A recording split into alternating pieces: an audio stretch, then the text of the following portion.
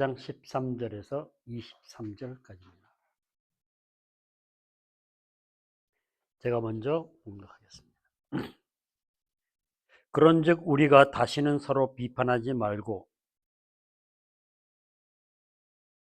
도리어 부딪힐 것이나 거칠 것을 형제 앞에 두지 아니하도록 주의하라. 확신하노니 무엇이든지 스스로 속된 것이 없으되 다만 속되게 여기는 그 사람에게는 속되니라. 만일 음식으로 말미암아 내 형제가 근심하게 되면 이는 내가 사랑으로 행하지 아니함이라. 그리스도께서 대신하여 죽으신 형제를 내 음식으로 망하게 하지 말라. 그러므로 너희의 선한 것이 비방을 받지 않게 하라. 하나님의 나라는 먹는 것과 마시는 것이 아니요 오직 성령 안에 있는 의와 평강과 희락이라. 이로써 그리스도를 섬기는 자는 하나님을 기쁘시게 하며 사람에게도 칭찬을 받느니라. 그러므로 우리가 화평의 일과 서로 덕을 세우는 일을 힘쓰나니 음식으로 말미암아 하나님의 사업을 무너지게 하지 말라. 만물이 다 깨끗하되 끓임으로 먹는 사람에게는 악한 것이라. 고기도 먹지 아니하고 포도주도 마시지 아니하고 무엇이든지 내 형제로 거리끼게 하는 일을 아니함이 아름다우니라. 내게 있는 믿음을 하나님 앞에서 스스로 가지고 있으라. 자기가 옳다 하는 바로 자기를 정죄하지 아니하는 자는 복이 있다. 함께 의심하고 먹는 자는 정죄되었나니 이는 믿음을 따라 하지 아니했기 때문이라. 믿음을 따라 하지 아니하는 것은 다 죄니라. 아멘.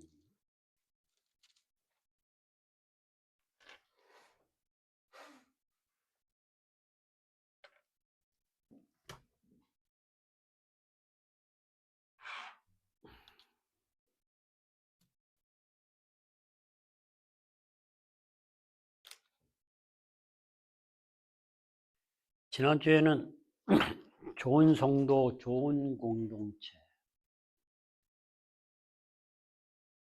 가지고 말씀을 나눴습니다.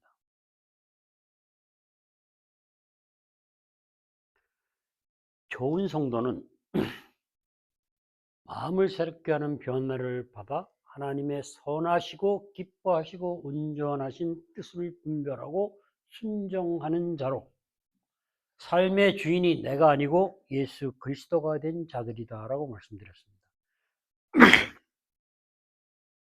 좋은 성도는 존재 자체가 변화를 받아서 그리스도로 옷 입고 자유롭게 선을 행하며 내 몸과 같이 이웃을 사랑하라고 하는 그 사랑을 할 수 있는 자들이 좋은 성도라고 했습니다. 그리고 그렇게 좋은 성도를 세워가는 교회가 공동체가 좋은 공동체라고 말씀드렸죠. 그리고 함께 지체들이 성숙해가고 자라가야 한다고 말씀드렸습니다. 그래서 정당한 비판 기능이 우리가 비판을 하지 말라라고 했을 때 비판 자체를 하지 말라는 것이 아니라 비판의 하는 그 기능이 업신여김으로 인해 가지고 발생하는 분노와 멸시는 반드시 처리돼야만 한다고 말씀드렸습니다. 분노와 멸시를 일으키는 것은 판단과 정죄를 가져오는 비판 때문이라고 했어요. 그리고 그것이 걸림돌이 된다고 그랬습니다. 참 어렵습니다. 비판은 하는데 판단과 정죄가 되지가 않고 성도들에게 상처를 주지 말아야 된다는 것이에요. 쉬울까요? 상당히 어렵습니다. 이것은 존재 자체가 변화를 받아가지 않으면 너무나 어려운 문제입니다. 우리가 13절을 한번 읽어볼까요? 그런즉 우리가 다시는 서로 비판하지 말고 도리어 부딪힐 것이나 거칠 것을 형제 앞에 두지 아니하도록 주의하라. 자, 비판을 하지 말라 그랬어요. 이 말은 비판 자체를 하지 말라는, 비판은 좋은 겁니다. 정당한 겁니다. 객관적인 거예요. 그러나 그 비판 자체가 아니라 비판을 하면서 상대방에 대한 흠을 잡는 거예요. 상대방의 흠을 잡아서 판단을 하고 정죄한다는 의미에서 하지 말라는 겁니다. 비판을 하되 정죄하지 말라는 겁니다. 정죄할 수 있는 판단을 하지 말라는 거예요. 근데 오늘 여기서 비판을 하지 말라고 하면서 형제 앞에 두지 아니하도록 주의하라 그랬어요. 왜 성도들 앞에라고 안 하고 형제 앞이라고 했을까요? 로마 교인들을 직분이나 직책을 가지고 부르는 게 아니고 형제라고 부릅니다. 이것은 권위를 존중한다는 것보다는 형제라는 지체라는 그 존재 자체를 존중하고 인격과 양심을 존중하라고 하는 겁니다. 다르죠, 우리가. 그냥 우리가 직책을 부르면서 보통은 권위를 존중해 주죠. 그죠? 그리고 그 안에 존재가 포함되어 있다고 생각하는데 사실은 그렇지 않은 경우도 많고요. 그래서 형제라고 부르는 것은 중요한 겁니다. 당신이란 존재를 내가 존중한다는 겁니다. 형제로 인정한다는 거죠. 주의하라고 하는 이 주의는 내가 실수가 없도록 살피고 조심하라는 거예요. 주의하라고 하면 상당히 조심해야 되는 거 아니겠어요? 간단히 말하면 문제가 생기지 않게 나를 스스로 통제도 하라는 얘기입니다. 그 얘기는 나를 통제하고 나를 살피라는 것은 상대에 대한 생각을 하라는 얘기입니다. 상대에 대한 생각을 하지 않으면 업신여기고 무시하기 때문에 상처를 주는 거예요. 나를 통제한다는 게 나를 위해서가 아니고 상대를 위해서, 그렇게 상대를 배려해서 그렇게 하라는 겁니다. 상대를 나보다 더 존중하라는 거예요. 상대를 나보다 낮게 여기라고 하는 것이 성경에서 말하는 겸손이죠. 연약한 자들을 향해서 그렇게 하라는 것입니다. 로마 교회 당시 초대 교회에서는 가장 문제가 율법에서 벗어나는 것이 가장 큰 과제였어요. 예수 그리스도가 유대인의 메시아로 오지 않았어요? 유대인의 메시아로 왔으니까 율법을 지키는 것은 당연하다고 생각을 했겠죠. 그러니까 논쟁의 여지가 없었어요. 근데 그 율법에 완전히 미쳐 있던 바울이 성령을 통해서 성령 안에서 깨닫게 되면서 성령의 역사를 체험하면서 아, 이것이 아니구나. 우리가 구원을 받는 것은 율법이 아니라 그리스도 하루 한 번만으로 충분하다는 것이죠. 그래서 율법이 구원의 그 조건이 아니다라는 걸 분명히 알은 거예요. 우리가 구원을 받는 것은 예수 한 분으로 충분하다는 것을 바울은 분명하게 알았던 겁니다. 바울이 율법을 너무나 잘 알았기 때문에 그것을 극명하게 구분될 수도 있었던 겁니다. 왜 그들은 당연히 믿어야 된다고 생각했을까요? 그들은 고정관념이 문제예요. 항상 가지고 있던 율법으로 확고부동하게 새겨진 가치관, 생각, 그런 고정관념. 그래서 오늘 음식을 가지고 얘기를 바울이 시작하는 것은 비본질보다 본질이 중요하다는 겁니다. 음식을 먹고 안 먹느냐보다 예수 그리스도 하나님 나라가 중요한 것이지 율법을 지키는 행위보다는 형제가 중요하다는 거예요. 그것은 바로 하나님 나라가 본질이라는 것을 얘기해 주고 있습니다. 그래서 19절에서 그러죠. 그러므로 우리가 화평의 일과 하나님과 교제 가운데 화목하게 되어 하나님을 사랑하고 서로 덕을 세우는 일을 힘쓰나니 이렇게 말하고 있습니다. 이것은 지체들이 서로 서로 필요를 채워가면서 그리스도의 몸으로 자라가면서 그리스도로 옷 입는 성품과 인격의 변화를 우리가 서로 추구하고 힘써야 된다는 얘기입니다. 이것이 하나님 나라가 현재 임한 하나님 나라의 축복입니다. 가장 큰 축복입니다. 그렇게 성도들이 하나님의 축복, 현재 임한 하나님 나라의 축복 가운데 성숙해가고 자라가는 것. 그것이 아름다운 성도입니다. 그리고 그런 아름다운 성도를 세워가는 교회가 되어야 돼요. 교회를 세워가는 성도가 아니라 그렇게 아름다운 성도를 세워가는 교회의 공동체가 되는 것이 아름다운 교회를 우리가 함께 세워가는 것입니다. 이게 참 중요한 포인트예요. 우리가 교회를 세워가는 걸 자꾸 강조하다 보면은 성도가 아름답게 성품과 인격이 그리스도를 닮아 세워가며 그리스도의 몸으로 빚어지는 것을 소홀할 수밖에 없다라는 얘기죠. 우리 헤세드 원유처치는 철저하게 그렇게 가야 합니다. 그래서 흩어져 있든 안에 있든 우리가 주님 한 분만 바라보고 가는 방향이 같아야 된다는 것입니다. 우리는 그렇게 갈 수 있을 것입니다. 우리가 하는 것이 아니고 하나님 만드셨고 인도하시고 성령님이 함께 하시기 때문입니다. 하나님 나라, 여기서 말하는 하나님 나라는 하나님의 자비로운 통치, 영역이 아닙니다. 로마 교인들 성도의 마음 속에서 진행되고 있는, 그리고 지금도 여전히 진행되고 있는 하나님의 통치를 말하는 겁니다. 하나님의 나라는. 예수 안에서 하나님 나라는 계속 지어져 가는 중이고 성도들은 성장되어 가는 중이라는 것입니다. 그것을 에베소서는 분명히 말해주고 있습니다. 그런데 우리가 성장하기 위해서, 하나님 나라를 확장하고 세워가기 위해서, 예수 그리스도로 옷 입기 위해서, 아름다운 성도, 아름다운 교회로 세워가기 위해서 연약한 자들에게 상처를 주면서까지 해야 되느냐라는 얘기입니다. 그거는 절대 아니라는 겁니다.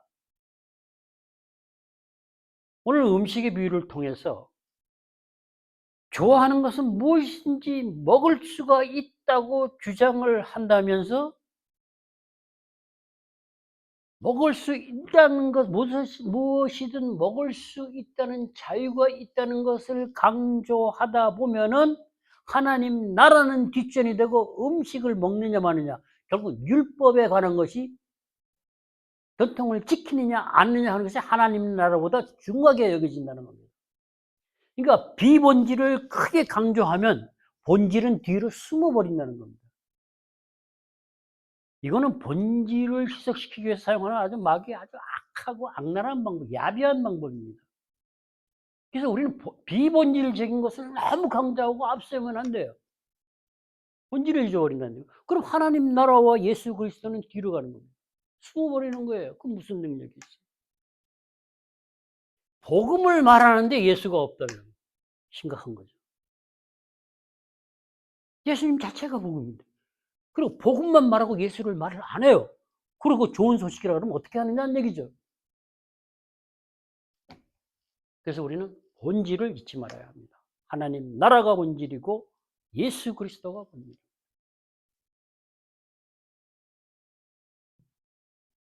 그래서 하나님 나라는 기쁨을 누린다고 하는 것은 우리가 예수를 믿고 의롭다 칭함을 받고 거룩하게 성화되는 과정을 통해서 하나님의 임재를 계속 경험하게 되지 않겠습니까? 그래서 우리가 환난 중에 소망 가운데 기뻐한다고 로마서 5장 1, 2절은 말을 해요. 환난 가운데 소망을 가지고 기뻐할 수 있는 것은 하나님이 우리 심령에 하나님의 그 사랑을 부어주셨기 때문에, 그리고 계속 부어 가시기 때문에 그래요. 그래서 그 사랑이 우리한테 위로가 되고 능력이 되고 격려가 되고 힘이 되기 때문에, 그 자체가 되기 때문에, 존재 사랑이라는 존재를 만들어 가기 때문에 우리가 기뻐할 수밖에 없다는 겁니다. 그러니까 하나님과 교제하고 성도들이 교제하면서, 그럼 우리가 마음을 새롭게 하는 변화로 성품과 인격이 그리스도의 몸으로 세워져 가는 거예요.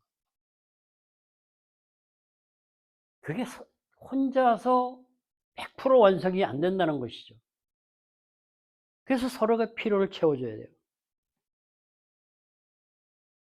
부족한 것을 채워주고 서로 깨닫고 기도하고 알아가면서 성령의 열매로 사랑을 맺어가고 그 사랑은 익어가야 됩니다. 우리는 한번 사랑을 채워 경험한 그것으로 된 것으로 생각하는데 아니다라는 거예요. 사랑을 채워 경험, 사랑이 부음받은 사랑이 열매를 맺고 그 사랑은 익어야 돼요. 열매는 익어야 우리가 먹을 수 있는 거 아니겠어요? 그래서 자라야 된다는 것입니다. 그래서 예배와 교제에 힘써야 한다라고 합니다. 예배와 교제에 하나님과의 교제에 힘써야 하는 공동체가 되어야만 하는 것입니다. 그래서 그렇게 그 부은받은 사랑을 통해서 성품과 인격으로 형성돼 가는 그리스도의 몸, 그리스도의 성품과 인격을 통해서 나타나는 사랑으로 그렇게 세워져 가야 된다는 거예요. 이게 참 이게 우리가 너무 예수 믿는 것을 쉽게 생각하는데 쉬운 거 아니에요. 그러나 우리가 하여 많은 일을 해야 하는 것은 아닌 것은 맞아요. 그 일은 하나님이 해 가십니다. 성령 안에서 말씀과 함께 이루어 가시기 때문에 우리가 어려운 것은 아니지만 타락한 본성, 죄된 본성을 가지고 있기 때문에 많이 어렵습니다, 사실은. 그런 사랑으로 하나님의 사랑으로 함께 세워져 가는 성도가 아름다운 성도고 아름다운 교회가 되는 것입니다. 연약한 자들도 강한 자들뿐만 아니라 연약한 자들도 동일하게 그리스도의 십자가로 인해서 받아들여졌다는 거예요. 율법, 음식을 먹느냐마는 율법을 가지고 얘기하는 겁니다.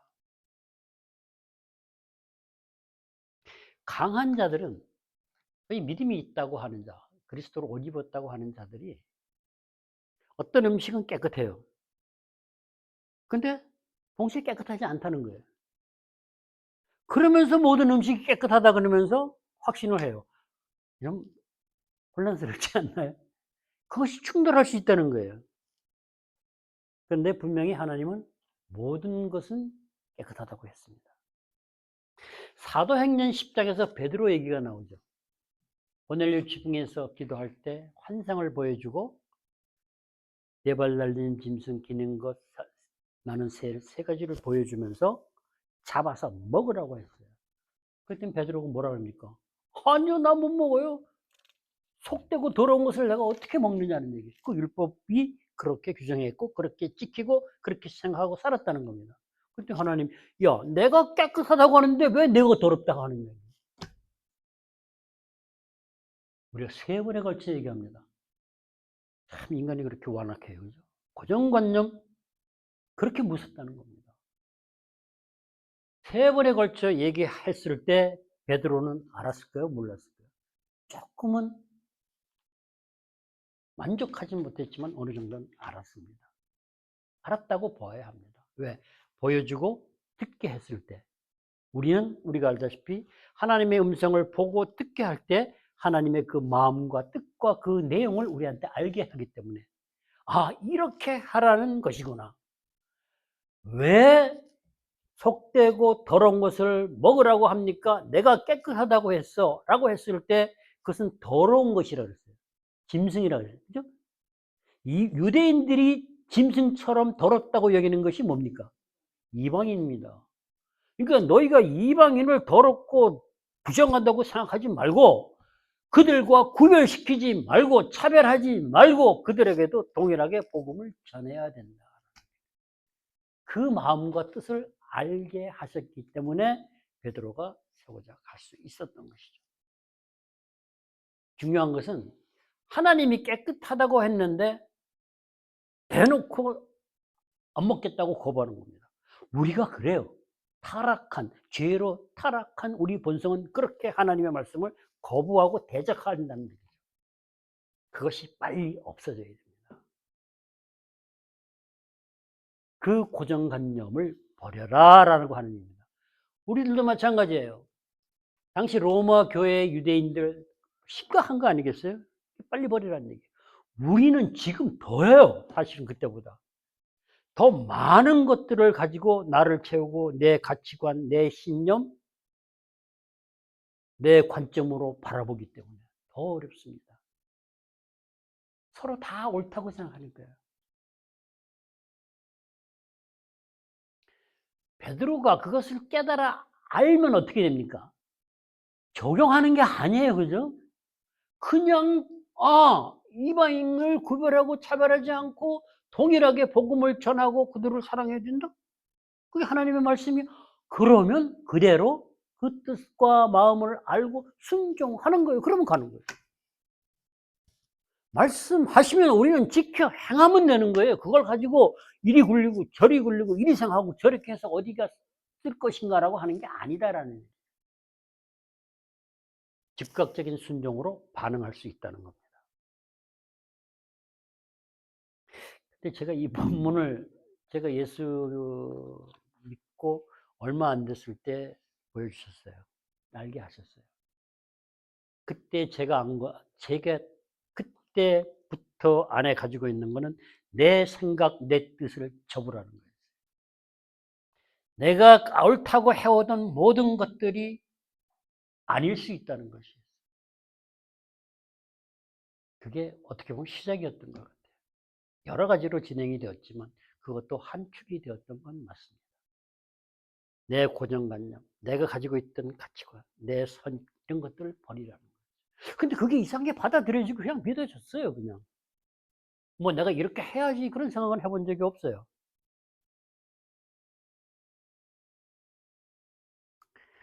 식물, 먹어야 되느냐 말아야 되느냐. 이게 부수적인 것들이에요. 그죠? 그런 것들을 내가 행했을 때 먹어야 되느냐 말아야 되느냐. 근데 나는 자유롭게 먹었어. 그것을 연약한 자가 보면은 갈등이 일어나겠죠. 근심하겠죠. 나도 먹어야 되는가? 먹으면 안 될 것 같은데. 그 상당히 고통스러운 거예요, 사실은. 그렇게 연약한 자들이 근심하고 고통을 느끼게 하는 것이라면은 강한 자의 행동은 사랑으로 행한 것이 아니다라는 얘기를 합니다. 이게 정말 어려워요. 나는 사랑으로 한다고 말은 생각은 했는데 상대방은 그렇게 안 느낀다. 근데 내가 진짜 하나님의 사랑으로 가지고 행했을 때는 그들이 고통을 느끼는 것이 아니다는 거예요. 근심하지 않는다라는 얘기예요. 저는 이것을 어떤 문제가 일어났을 때 하나님이 문제가 발생한 상대방을 위해서 정말 통곡하고 기도하게 하고 하나님이 그를 사랑하는 마음을 깊이 넣어 주셨을 때, 그 마음을 가지고 그 사람을 만나서 이야기했을 때, 그것이 지나친 말이라도, 제가 집사 때 목사님한테도 그렇게 했어요. 목사님이 심각한 문제가 생겼을 때 그렇게 기도하고 가서 그 내용을 가지고 솔직하게 전했을 때 그것이 그대로 받아들여지고 그분이 소생하는 것을 볼 수 있습니다. 그렇지 않은 많은 경우가 거부를 당합니다, 사실은. 우리가 상처라고 하는 것은 회복되어야 되는데 강요하고 희생을 요구하는 것은 상처를 더해주는 것밖에 안 된다라는 얘기죠. 그러니까 진짜 사랑으로 하는 것은 강요하는 것이 아니다라는 얘기죠. 희생을 요구하지도 않는다라는 얘기죠. 너무 중요해요. 그래서 우리가 누군가를 정말 사랑한다고 하는 것은 내가 할 수 있는 내 자유를 내 스스로 제한시키는 거예요. 나를 제한시키면서 상대를 배려해 주는 겁니다. 상대방의 연약함에 관심을 두고 상대방의 입장에서 마음을 쓰고 행동을 해야 된다는 것입니다. 근데 제가 여기를 가면서 또 마음에 걸렸어요. 상대방의 입장에서 연약한 자의 입장에서 생각을 해야 되는데 제가 만난 많은 사람들의 얘기를 듣다 보면 외적인 모습이나 직분이나 직책이나 나이만 생각하다 보면 그들이 믿음의 연약한 자라는 생각을 미처 하지 못했다는 겁니다. 연약한 자로 생각을 하고 배려를 해야 되는데 연약한 자로 생각을 하지 않고 얘기를 하다 보니까 상대방이 듣기에는 강요와 희생을 요구하는 것처럼 들릴 수 있었겠다라는 생각을 하게 되었습니다. 참 이번 주 설교 참 힘들었습니다. 저는. 그런 것들이 자꾸 제 마음에 걸려왔으니까요. 내가 그렇게 한 것 같았으니까요.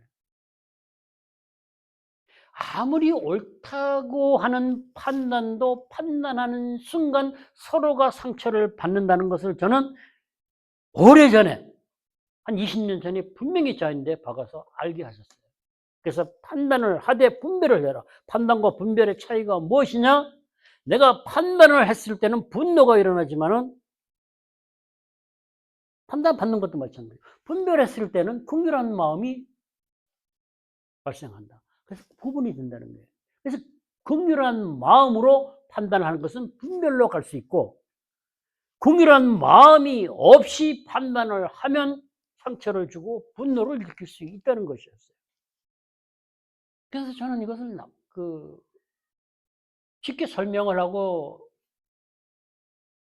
가지고 가게 된 계기가 이영규 선교사의 내려놓음이라는 책이 나오자마자 누군가가 사가지고 가게에 가지고 와서 집사님이 이것은 읽어봐야 된다고 가지고 왔을 때 제가 그 책을 읽고 그 구절은 여전히 남아있어요. 이영규 선교사가 무엇을 내려놓아야 하는지를 분명히 그 책을 통해서 보게 하셨고 저에게도 동일한 과정을 하고 있었으니까. 하바드를 내려놓은 게 그게 중요한 게 아니에요. 그래서 그 양반이 하도 답답해서 다시 한 권 쓴 거죠. 그 내려놓았다는 것을 사람들이 왜곡하고 있습니다. 바르게 가져가지 못해서 한 권 더 쓴 겁니다. 제가. 참 힘들었어요. 상처를 가져온다는 걸 제가 분명히 알고 있거든요. 판단은 정죄를 가져오고 상처를 주고 그 상처는 분노를 유발하고 그 분노는 욕설로 비속어로 표현이 되고 심하면 폭력으로까지 진행할 수 있다는 것을 제가 분명히 깨달고 알고 있었고 많은 이야기를 했었습니다. 그런데 이번 본문을 설교를 준비하면서 내가 했었던 그 비판이 저는 판단이라고 생각을 안 했었거든요. 그 비판들이 옳고 그름을 얘기하고 나눈 것들이 연약한 자들에게는 나이 고아하고 판단과 정죄로 다가가서 힘들게 했었을 수 있겠다라는 생각을 하게 됐습니다. 그 생각을 안 하고 살았습니다. 좀 힘들겠지만 힘들어도 감당해야 된다는 생각을 했어요. 제가 틀린 말을 하는 것이 아니고 옳고 맞는 말이고 필요하다고 생각했기 때문에 했던 것이거든요. 내가 옳고 맞아. 그들을 위해서 그들이 바로잡고 돌아서게 하기 위해서 당연히 말해 주어야 된다고 저는 생각을 했었어요. 그 말은 맞아요. 그러나 제가 놓친 것은 상대방의 연약함은 감안하지 못했다는 거죠. 아무리 옳은 말을 하고 정당하다고 해도 상연약한 그들은 그것을 받을 수가 없다는 거죠.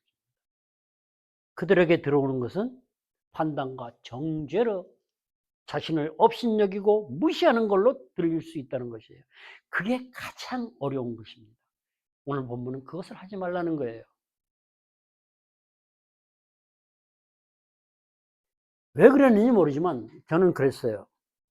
힘들어 하더라도 필요하다고 생각했기 때문에 말을 했습니다.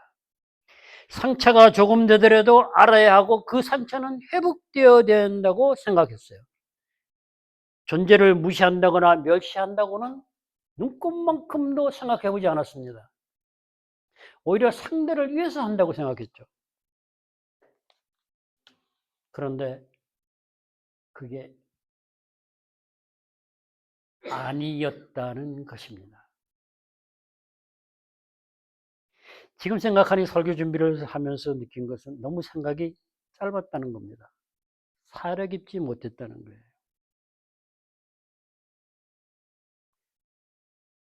그런 이야기를 심하게 나누었을 때 그것은 내 생각이고 자기 생각은 다르다고 얘기를 하고 내 주장이라고 했던 그 말이 이번에서야 이해가 됐습니다. 제가 한 말들이 옳은 말이고 당연히 그들에게 필요한 말이었지만 그들은 존재 자체를 무시당하는 것을 업신여김을 당한다는 것을 느낄 수 있었겠다는 거예요. 그것을 느끼면 그 사람들은 자기 방어를 해야 됩니다. 자기 방어를 하기 위해서 그렇게 할 수 있는 건 당신 주장이고 나는 이렇게 생각할 수 있는 거예요. 받아들이지 못하는 거죠.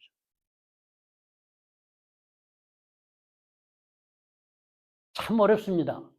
이제서야 분명하게 알게 하셨으니까요. 오랜 시간 저는 그러고 살았습니다. 연약하다는 것을 생각하지 못했어요. 제가 교회를 너무 늦게 가가지고 목사고 장로고 리더고 그러면 강한 자들로 생각을 했지 믿음이 없다는 생각을 해보지 못했다는 거죠. 당연히 믿음이 있는 자고 강한 자들이니까 이것은 잘못됐으니까 얘기를 해야 된다는 것이었어요. 직분만 본 거죠. 리더기 때문에, 목사기 때문에. 제가 성도 때는 그렇게 안 했어요. 목사가 되고 나서 목사들한테 심했습니다. 그리고 장로들한테. 성도들한테는 그렇게 한 기억이 별로 없어요. 제가 그렇게 말하는 것이 책망과 판단이 섞여 있었다는 겁니다. 조금 더 나아가면 내 분노도 약간 실려 있었다는 거죠. 저도 상처가 100% 치유된 사람은 아니니까요. 그들이 정죄받는다는 느낌을 들었다면 얼마나 힘들었겠어요. 너 잘났다 그러고 끝날 수 있겠어요? 아니에요. 정말 힘들었을 거예요. 정말 끔찍했을 거예요.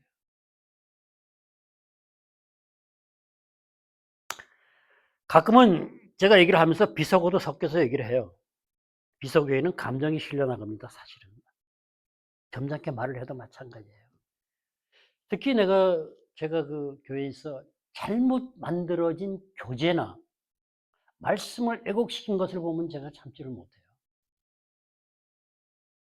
그런데 말을 하는데 제가 차근차근 조용히 얘기하는 게 아니라 제가 아주 심하게 말을 한 것은 정말 교재를 너무 잘못 만들었기에 개떡같이 만들었다고 비속어를 써서 어떤 목사에게 얘기한 적이 있습니다. 한 1년 동안 말을 안 했어요. 그러니까 얼마나 힘들었겠어요. 근데 저는 얼마나 힘들었을까라고 깊이 생각하지는 않았어요. 왜?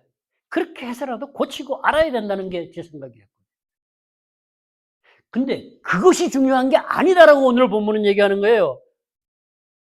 고쳐서 아는 것보다 그 형제가 아파하고 괴로워하는 게 더 중요하다는 거예요. 그렇게 하지 말아야 된다는 거예요. 제가 또 어떤 목사님한테 그 교재를 가지고 쪽팔린다고 얘기했어요. 그 얘기를 들은 목사님이 얼마나 힘들었겠어요. 앞에서는 표현 안 했겠지만 속으로는 정말 힘들었을 거예요. 왜? 존재 자체가 무시당하는 걸 느껴요. 자기는 맞다고 했는데 자기의 지위나 여러 가지로 잘못됐으면 잘못된 거지만 쪽팔린 정도로 잘못됐다고 했을 때 얼마나 힘들었겠어요. 그리고 성도들에 대한 영혼에 대한 생각이 없다는 말을 제가 가끔 써요. 없었겠어요? 있었을 거예요. 그건 제 주장이죠. 그건. 그러나 그게 사실이에요. 사실인데 사실임에도 불구하고 듣는 사람들은 상처가 되고 힘들다는 얘기죠. 고통스럽다는 얘기죠. 저는 옳다고 사실을 가지고 말했지만 형제들에게 예수 그리스도의 핏값으로 받아들인 형제 그리고 사역자들에게 고통을 준 거죠. 마음이 많이 안 좋았어요. 지금도 안 좋아요. 이 얘기를 하면서도 안 좋아요. 잘못했죠. 죄를 지었죠. 용서해 주길 바라죠.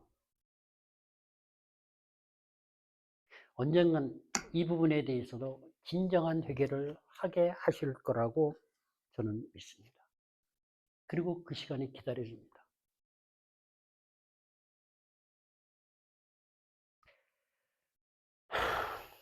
기도해 주십시오.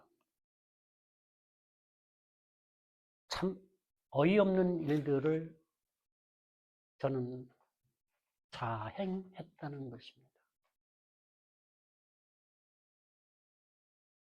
아파요. 그래도 사랑해야 합니다. 그래서 우리는 변화를 받아 가야 됩니다.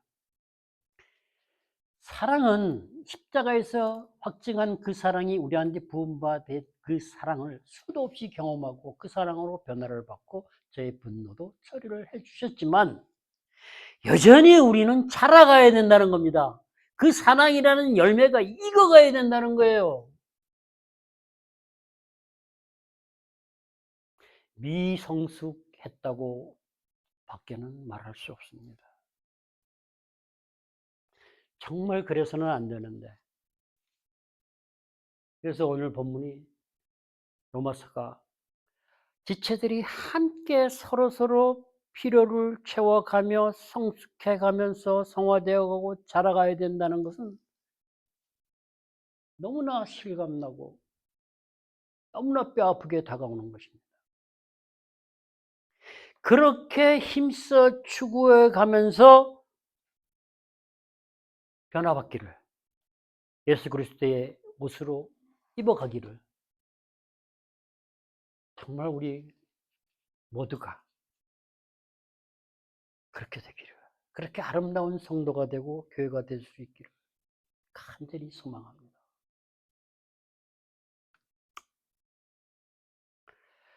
하나님 나라라는 공동체, 교회는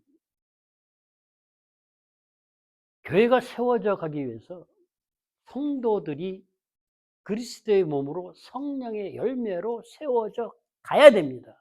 그리고 그런 성도들이 모여서 교회가 되는 겁니다. 오늘 15절에서 형제를 음식으로 망하게 하지 말라 그랬어요. 근데 많은 주석가들이 거의 이 망한다는 것을 종말론적 파멸이라고 얘기를 해요. 근데 존 스타튼 목사님을 다르게 얘기를 해요. 저는 이 부분을 공감합니다. 전후 문맥으로 보면은 이 망하다는 말을 다르게 해석해야 된다고 존 스타튼 목사는 얘기를 해요. 그런 이 망하게 한다는 아폴리마라는 말이 상당히 폭넓은 의미로 사용이 된대요. 망친다가 있는데 그 망친다, 망하게 한다는 말의 반대말이 뭐예요? 그 반대말은 세우다라는 것입니다. 그래서 세우다라고 보게 되는 거예요. 그러면서 존 스타트는 이렇게 얘기를 해요. 바울의 이 경고가 제자도에 심각한 해를 끼치는 망하게 하는 것이다. 그래 뭐예요? 제자를 세워가는데 망치는 것이니까 망치는 것이니까 망치지 않는 거에 반대는 세워가는 거 아니에요. 그러니까 제자를 세워간다, 성도를 세워간다. 영적 성숙, 영성 형성, 하나님의 형상으로 회복되고 새롭게 지으심을 받는 것이 제자가 돼서 내 몸을 같이 내 이것을 사랑하는 것 아니겠어요? 그것을 망치는 겁니다. 그것을 못하게 하는 거예요. 그러니까 세워가는 것을 못하게 하는 것이에요. 우리가 로마서 12장에서부터 시작을 했는데 12장과 연결하면 더더욱 분명해집니다. 마음을 새롭게 하는 변화로 예수 그리스도의 성품과 인격으로 우리가 예수로 옷을 입어야 되잖아요. 그래야 우리가 선으로 악을 이겨요. 원수를 사랑하고 이웃을 사랑할 수 있어요. 존재 자체의 변화로 성숙해 가는 것입니다. 이것을 방해하는 것을 망하게 한다는 거예요. 이것을 세워가는 것을 망하게 한다는 거예요. 그래야 음식으로 망하게 하지 말지가 이해가 갑니다. 율법으로, 고정관념으로, 내 신념으로, 세상 가치관으로 방해를 받는 거죠. 그것이 이 세대를 본받지 말라고 하는 것과 그대로 연결되는 것입니다. 가장 아름다운 것은 그리스도의 몸으로 예수 그리스도의 성품과 인격으로 성숙하게 세워져 가는 것이 가장 아름다운 것입니다. 그 아름다움을 파괴하고 더럽고 지저분하게 만드는 것이죠. 그게 망하는 겁니다. 그러면 우리는 성도들 어디를 가요?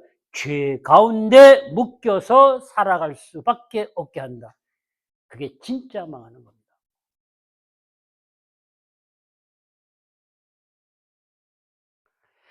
정말 우리가 사랑으로 돕는다고 그런 말과 행동이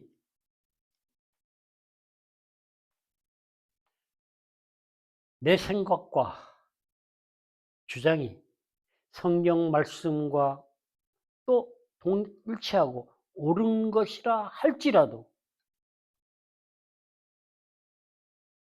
비판이 아닌 판단과 정죄로 이어져서 상대가 무시당하고 멸시당하는 감정을 느낄 수 있다면 그것은 안 된다는 거예요.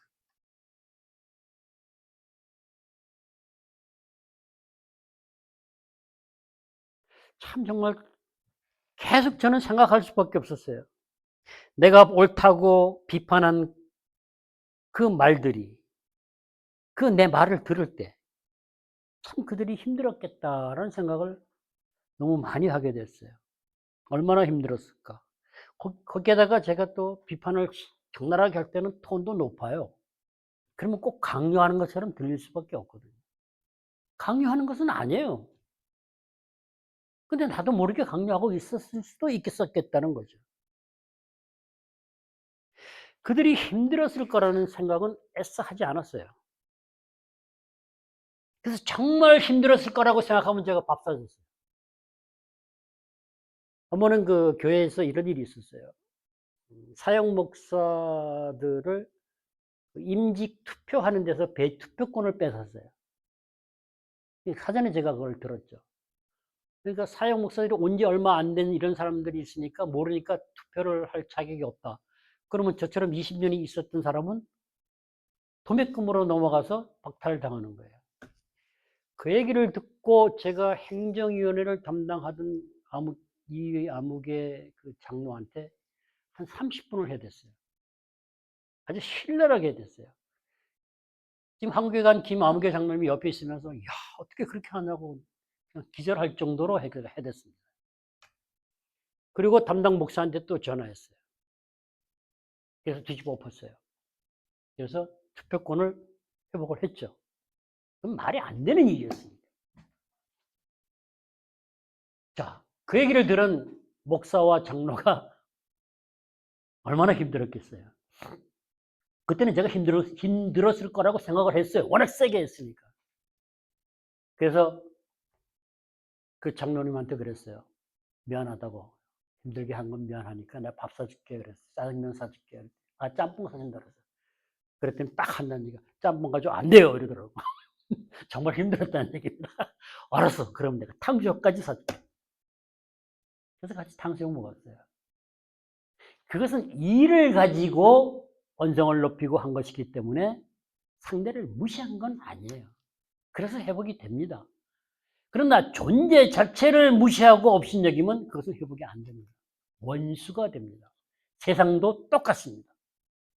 근데 교회 안에서 그런 일이 발생하면 안 되겠죠.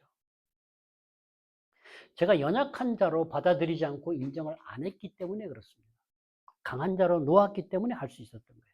제가 성도들한테 그래 본 적은 없어요. 목사가 안수를 받고 사역을 하면서 보이는 것들에 대해서 그렇게 했던 것이죠. 그것이 부딪힐 것이나 거칠 것이 되는 거예요. 장애물이 된다는 거예요. 내가 아닌 상대방이 자라가는데 물론 그 말을 행하는 자도 문제가 되죠. 마음이 굳어지니까요. 그리스도로 옷 입어가는데 예수를 닮아가는데 변화를 받아가는데 장애물이 된다는 것입니다. 특히 말 그리고 비언어적인 요소, 태도 같은 경우는, 목소리의 톤 같은 경우는 자연스럽게 거부 반응을 일으킬 수 있는 것이라는 겁니다. 오늘 본문에서는 이러한 것들을 가지고 사랑이 없는 비판이라고 합니다. 그래서 제가 얼마나 끔찍했겠어요. 사랑 타령을 하면서 그 사랑 때문에 허구한 날 울면서 허구한 날 감동하고 그 사랑으로 이뤄봤고 그 사랑 때문에 살아왔는데 결국은 내가 한 비판이 사랑이 없는 비판이었다. 너무 끔찍했습니다.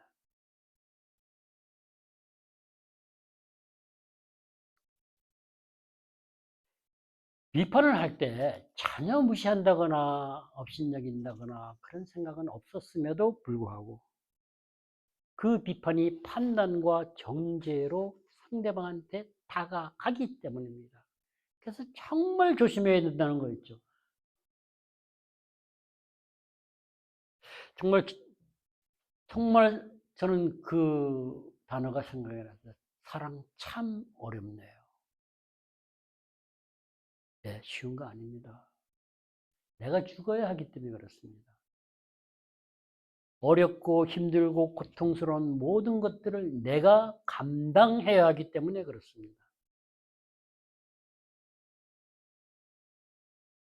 그 어렵고 힘들고 고통스러운 사람이든 상황이든 문제든 모든 것을 내가 감당하고 인내하고 참고 나아갈 때 우리 주님 안에서 해결해 주시기 때문에 그렇습니다. 그것이 내가 십자가를 지는 것입니다. 그 십자가를 지고 갈 때 내가 죽고 예수가 사는 것입니다. 우리는 존재 자체를 세워가는 교회 공동체가 되어야 합니다. 모양이 아닙니다. 그런데 특히 그 공동체 중에 가장 중요한 공동체가 가정입니다. 우리가 홀로 있으면 홀로 교회고 모이면 모인대로 공동체가 되는 교회가 됩니다. 특히 가정 안에서 책망하고 나무랄 때 어린 자녀들한테 절대 하지 말아야 하는 것이 그들에게 분노와 수치심을 가져오게 하는 겁니다. 그건 정말 무서운 겁니다. 멸시는 최악입니다. 존재 자체를 갉아먹기 때문에 그렇습니다. 그래서 저는 그 캐더헌, K-팝의 캐더헌의 골든을 보면서 그 어린 영혼들의 갈등이 너무 많이 보여서 마음이 아팠어요. 존재 자체로 살고 싶다는 것을 몸부림치고 있는 가사 내용이었어요. 사랑받고 살고 싶다. 내가 누군지 지금 모르겠다. 이게 이민자로서. 그거 우리 그리스도인들이 답을 줄 수 있는 거 아니겠어요? 어린 영혼들에게 특히 조심해야 됩니다. 가정에서. 그게 공동체의 기본이니까. 그리고 그것이 교회 안으로 와서 동일하게 우리는 연약하고 어린 영혼들을 배려해야 됩니다.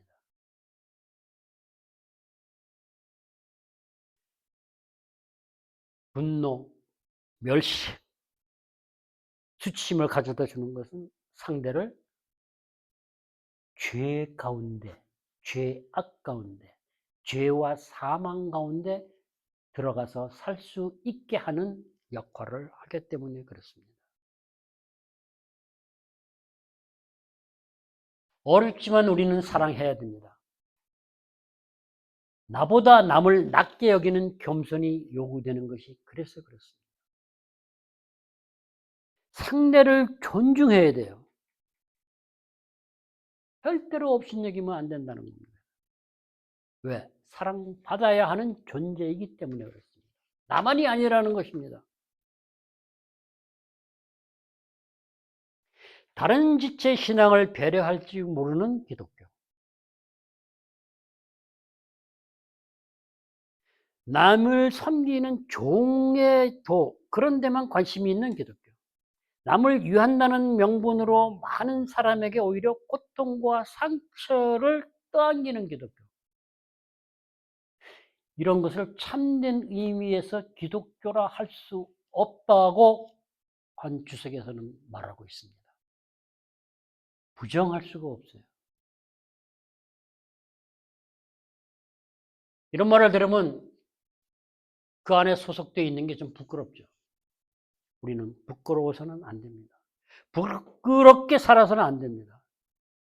서로 사랑하며 아름답게 살아야 합니다. 그렇게 살아가는 우리 모두가 되기를 소망합니다. 구원을 이루어가며 거저하는 공동체. 그렇게 공동체를 세워가는 것. 그것을 손상시키면 안 돼요.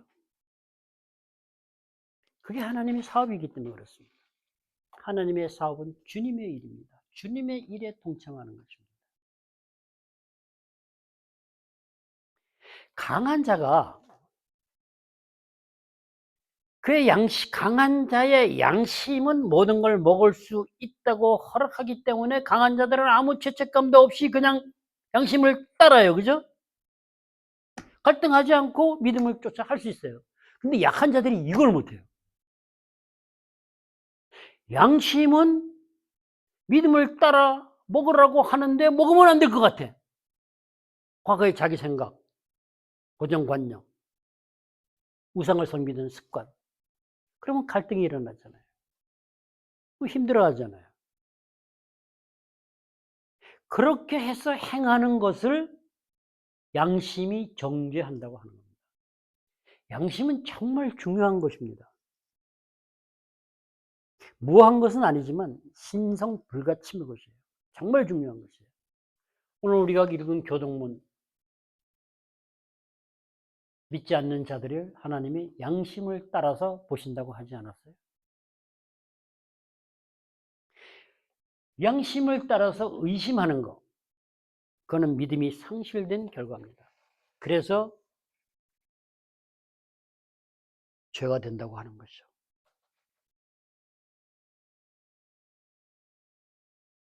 우리는 양심에 의해서 정죄당하는 그런 일은 없어야 됩니다. 믿음으로 나아갈 때 그런 것은 있을 수가 없는 것이죠. 구원의 역사 가운데 우리가 예수를 믿고 하는 우리들이나 믿지 않는 세상의 사람들이나 양심을 지키는 것은 아름다운 것이에요. 그 양심을 따라 믿음을 지키는 것은 더욱 아름다운 것이에요. 그러니까 우리가 예수를 믿는 성도들은 세상 사람들보다 훨씬 존재 자체가 아름다워야 된다는 겁니다.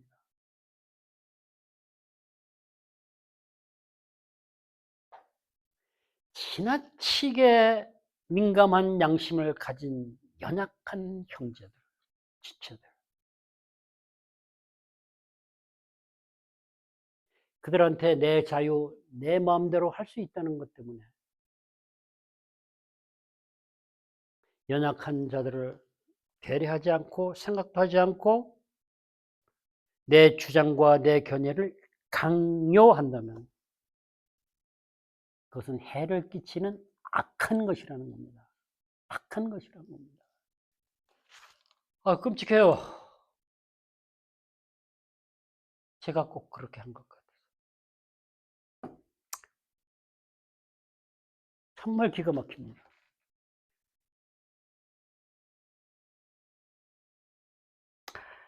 (22절에서) 믿음을 하나님 앞에서 스스로 가지고 있으라 그랬어요. 내 믿음은 그냥 비밀로 간직하고 내 견해를, 내 믿음을 과시할 필요가 없다는 겁니다. 강요할 필요도 없다는 것입니다. 그런데 우리는 나도 모르게 과시하죠. 저는 과시하는 부분에 대해서는 신중했던 것 같아요. 어떻게 하면 과시하지 않으려고 숨기고 낮추고 노력을 했어요. 근데 강요하는 것에는 신중하지 못했던 것 같습니다. 강요가 아니라고 했지만 강요라고 들릴 수 있는 말들을 언행을 많이 한 것 같습니다. 우리가 이렇게 얘기하죠. 그래서 질러 된다고 하죠. 진심으로 아니길 바라지만 말입니다. 누가 저보고 믿음이 좋다 할까요? 믿음이 없다 하겠죠. 많이 헷갈릴 겁니다. 이번 본문을 보고 설교 준비를 하면서 많이 어렵고 힘들고 아팠습니다. 우리는 연약한 자들이 잘 되도록 그들에게 필요하다면 강한 자들은 예수 그리스도로 옷 입은 아름다운 성도들은 고기도 먹지 않고 마시지도 않는 그야말로 극단적인 채식주의가가 되고 금주자가 된다고 했을 때 그것으로 인해서 연약한 자들을 세워가고 망하게 하는 것이 안 된다면 형제를 거리끼게 하는 것들이 아니라면 그들을 세워가게 하는 것이라면 그래서 연약한 자들을 배려하고 존중한 것이야말로 정말 아름다운 것이 아니겠어요? 저는 오늘 설교 그렇게 맺고 싶습니다. 배려. 내 자유를 제한하는 겁니다. 형제가 거리낌을 받고 정죄당하는 느낌을 가지고 상처를 받고 세워지지 못하고 하나님의 형상으로 회복되는 것에 방해가 된다면 내가 극단적인 채식주의가 되고 금주를 하고 내 자유를 차지해도 그렇게 해야 된다는 거죠. 그것이 우리 성도들이 아름다운 성도들이 함께 세워져 가기 위해서 꼭 필요한 것이라. 예, 우리가 참 어렵습니다. 비판, 기능은 그대로 사용할 수 있어야 합니다. 예수님의 말씀대로 비판은 하되 남을 헐뜯고 깎아내려서 판단과 정죄로 심판의 자리에 앉지 말아야 한다는 것입니다. 어렵지만 우리 모두가 내 이웃을 내 몸같이 사랑하기 위해서는 내 몸의 자리에 내 이웃을 놓아야 된다고 했습니다. 그래도 우리 함께 사랑하며 그 사랑으로 세워가는 아름다운 성도, 아름다운 교회 공동체로 하나님이 세워주실 것을 소망하고 우리가 함께 추구하고 나아갈 수 있기를 소망하고 축복하고 축원합니다. 기도하겠습니다. 아버지 하나님 감사합니다. 비판. 우리는 비판을 합니다. 필요한 것입니다. 그러나 그것이 오용되면 의도가 불순하면 많은 상처를 남기고 많은 아픔과 고통을 가져다 준다는 것을 알게 하셨습니다. 믿음이 다 동일하고 강한 것이 아니라 연약한 자들이 너무나 많이 있습니다. 겉을 보아서는 알 수 없지만 믿음이 없는, 믿음이 약한 많은 성도들을 저들의 존재 자체를 존중하고 저들을 배려하고 저들에게 상처가 되지 않도록 내 자유를 통제하고 저들을 세워갈 수 있는, 그래서 함께 아름다운 성도로 세워지고 아름다운 교회 공동체로 세워져 갈 수 있기를 간절히 소망합니다. 아버지 하나님, 그래서 헤세드 원유철제를 세우셨고 회복의 역사, 그리스도의 몸을 세워가는 공동체로 만드셨사오니 속히 이루시고 영광 받아 주시옵소서. 예수님의 이름으로 기도했습니다. 아멘.